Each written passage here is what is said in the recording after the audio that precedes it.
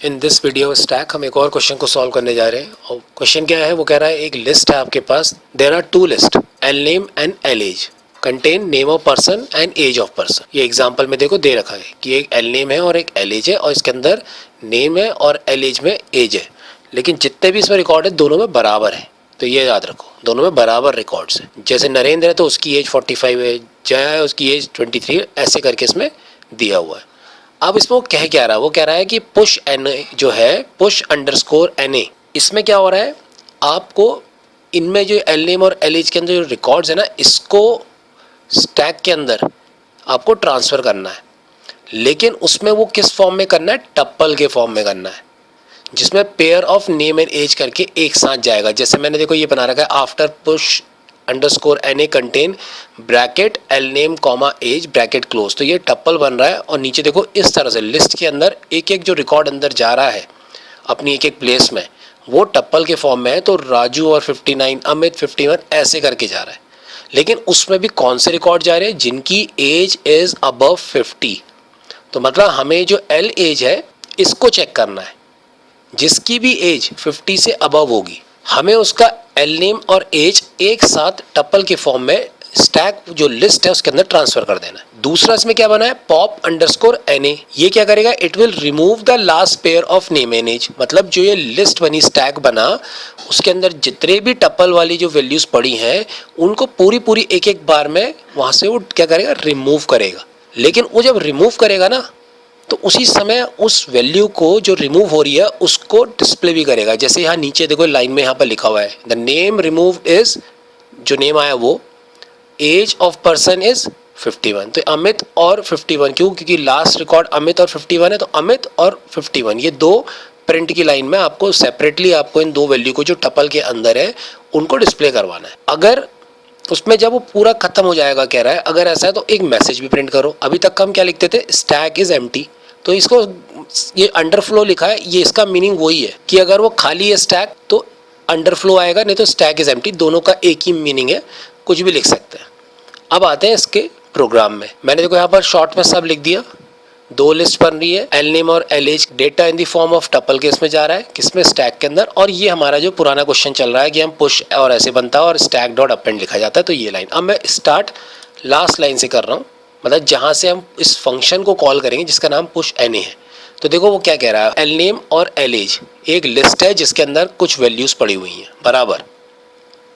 अब वो कह रहा है कि आप एक फॉर लूप चलाइए for x in range 0, length of L name. अब एल नेम ही क्यों लिया, एल एज भी ले सकते थे, हाँ, तो मैंने यहाँ और करके लिख दिया। दोनों में से कोई भी आप फॉर लूप में ले लीजिए, आप एल नेम को पास करिए या एल एज को, दोनों की जो लेंथ है वो बराबर है, वैल्यूज बराबर है, तो किसी एक को लिख लेना, किसी एक को भी ले लीजिए।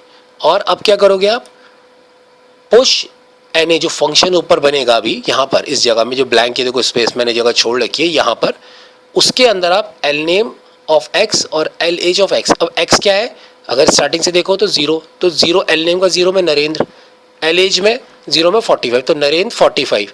तो मैंने देखो उसके अंदर इसको टप्पल के फॉर्म में भेज दिया, ब्रैकेट के अंदर देखो एक और ब्रैकेट लगा रखे और उसमें L name of X comma L age of X. तो ये वैल्यू यहाँ से इस फॉर्म में निकली।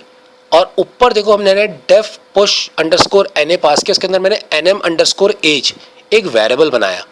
ये वेरिएबल ये नरेंद्र 45 को एग्जैक्टली ऐसी लेगा, तो जो यहाँ वैल्यू आएगी तो ये एन एम क्या बना होगा, ये टप्पल है, इसमें वैल्यू टप्पल के फॉर्म में आ रही है। हमें इसको कहाँ ट्रांसफर करना है, ये जो ऊपर मैंने स्टैक लिखा है इसके अंदर। तो ये देखो कौन मैंने लाइन लिखी है राइट साइड में, क्या है, स्टैक डॉट अपेंड। तो अब नेक्स्ट क्या करेंगे हम, अब हमें पता लग गया है कि एन एम ऑफ एज जो है एक टप्पल है, और उसके अंदर देखो ऐसे करके वैल्यूज आ रही है यहाँ से, जिसमें 0 में सारे नेम होंगे, 1 में एज। अब हमें करना क्या है, हमें क्या चेक करना है, अबव 50, तो कौन से वाले इंडेक्स वैल्यू पे टारगेट करेंगे, 1 पे, किसके, एन एम ऑफ एज को। तो मैंने देखो क्या करा, if N M of age of 1 is greater than 50, बस। तो जो यहाँ पर स्टैक डॉट अपेंड है उसको यहाँ लिख दो, और स्टैक डॉट अपेंड में आप क्या पास कर दोगे, एन एम अंडरस्कोर एज।